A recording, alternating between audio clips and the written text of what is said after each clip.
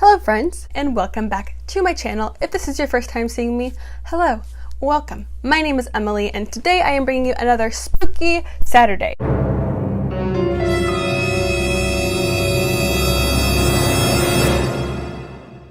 Now I know you're thinking, it's Sunday. Last night I had some filming issues. As you can see, I have a different background and kind of a different setup going on here. And typically I film when I'm at my mom's house, and today I am filming at my boyfriend's house.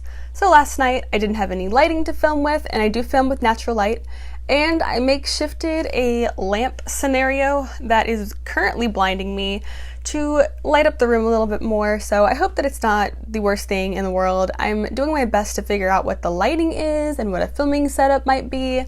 I'm brand new to YouTube, and I truthfully don't really know that much about lighting or computers or much about technology in general. I'm just being honest. I do want to bring you guys videos, so I hope that you don't mind that it's a little bit different and maybe not the best quality, but I'm doing my best. And I'm doing my research, I promise. Jumping into today's video, we are going to be doing Spooky Saturday, and today I have a good one for you. I'm sure that you know Shane Dawson, the king of conspiracies.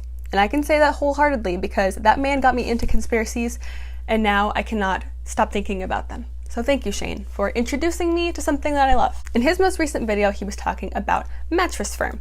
Now, I had never heard this conspiracy before, and when I heard it, it blew my mind to the core.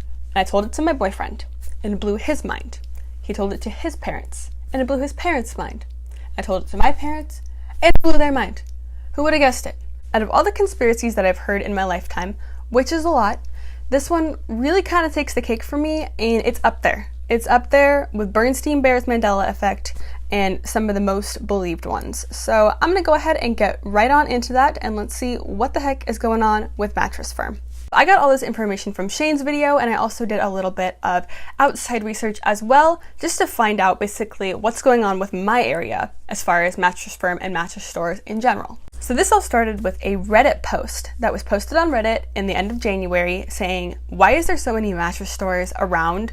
There will literally be 3 mattress stores on one block within like a couple minute walking distance of each other. No one needs that many mattresses.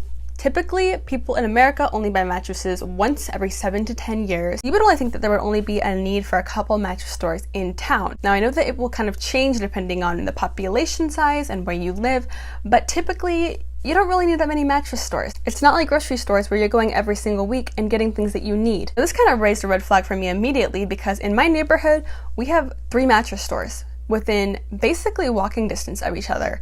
There's one within a 5-minute walking distance to my house. Now, I used to walk by that mattress store a lot because it is so close to my house, and I would always look in, and the first thing that I noticed about it is that there's never any customers in the mattress store. It's empty, it's barren, there's usually one sales associate standing around.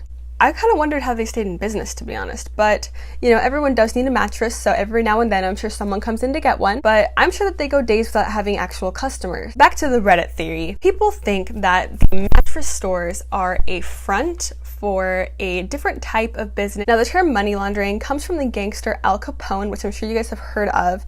He's a very, very famous gangster. He would actually open laundromats to be as a front for his actual business, doing illegal things, selling guns, drugs, doing things that were not legal and that you could not on paper document that you sold a couple $1,000 gun. You can't document that. The government will catch that and then they will arrest you because selling guns is illegal. So what the gangsters in that time would do is open a laundromat. And because people came in with cash, it was a quick cash exchange. People usually come in with coins or with dollar bills to do their laundry. So it was not only a cash exchange, which means no paper trail, but they were able to open this business and have it thriving because everyone needs to do their laundry. Basically cover up all the stuff that they were doing illegally that was below the surface. Now, they did eventually get caught. As you know, Al Capone was thrown in jail and died in jail, but that is where the term comes from. Users suggested that maybe the mattress firms and the mattress companies in general are all kind of working together, and they are using it as a front to cover up something bigger. Now, this is a different conspiracy for a different video, but I don't know if you guys have heard, and I will eventually cover this, but people in law enforcement and people who are higher ups are very, very often involved in doing illegal stuff, doing illegal types of selling, and illegal trading, and I'll get into that in another video. But it is very, very possible that someone who is pretty high up was able to make this a thing.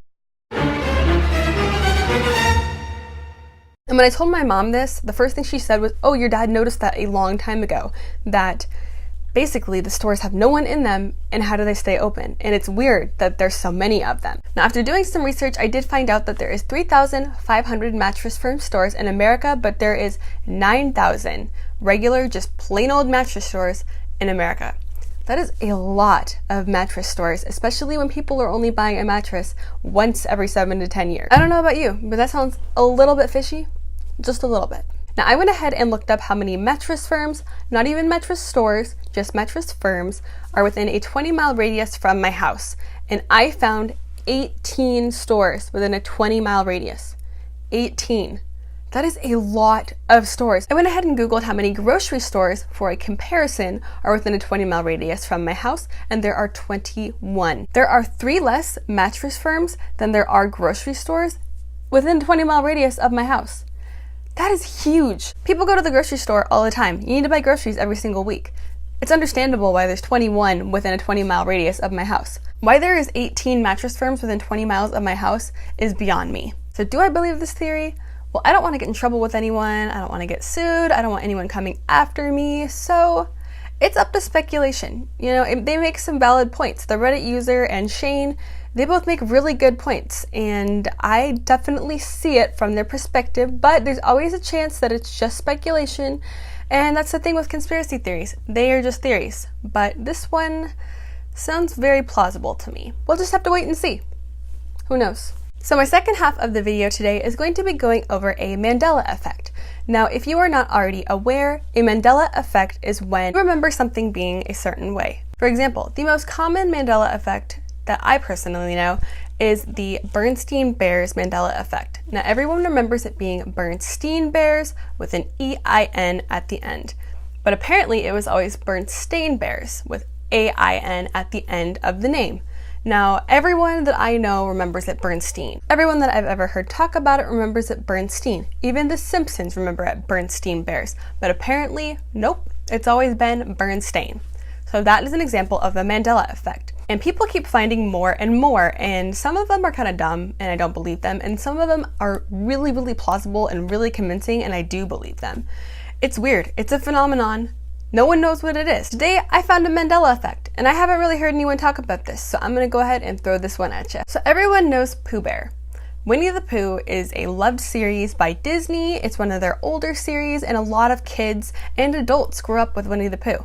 A lot of people love Winnie the Pooh, and he's still really popular today. When I was a kid, I remember him having a stick and a red bindle. You know, those little tiny sacks that were attached to a stick that characters in movies usually used to run away. Basically, they were packing all their stuff up in a little piece of fabric and tying it to a stick and running away. I remember so vividly Pooh Bear having this. So when I was thinking about this, I told my boyfriend about it, and he was 100% convinced that Pooh Bear had a stick and a bindle. He had a GameCube game, and he distinctively remembers that Pooh Bear had the stick and the bindle in the game. So I did some research and I started looking it up, and after about 30 minutes of looking this up, I could not find any picture of Pooh Bear with a stick and a bindle, and it seems like it's been replaced with a red balloon. Now, I do know that Pooh Bear has been known to have balloons in his series and in his games and even in pop culture, but I distinctively remember him with a stick and a bindle. I am 100% convinced that this is a Mandela effect, and I wanted to share it with the world because I told my boyfriend and he believed it. I told my parents and they also thought the same, and I told a couple friends and they also thought the same. If you guys remember Pooh Bear with his stick and his bindle, go ahead and leave it in the comments below. I'm super curious to know if I'm just crazy or if everyone also remembers it this way as well. Anyways, that is going to wrap it up for Spooky Saturday for me today. I know it was on Sunday this week, and I promise to get it on Saturday next time because I'm gonna have my lighting figured out very soon. I just got an editing program, so I'm figuring all of this YouTube stuff out. So I'm excited to learn new stuff, and I'm excited to bring you guys better videos. I do hope that you consider subscribing to me down below. I have lots of content coming at you, and I'm going to be doing these Spooky Saturday series every single week, and I have lots of ideas and lots of conspiracies and lots of spooky stuff coming at you. If you like this kind of video, go ahead and give it a thumbs up as well. I hope that you are having an absolutely amazing day wherever you are, and I do hope to see you next time. Bye!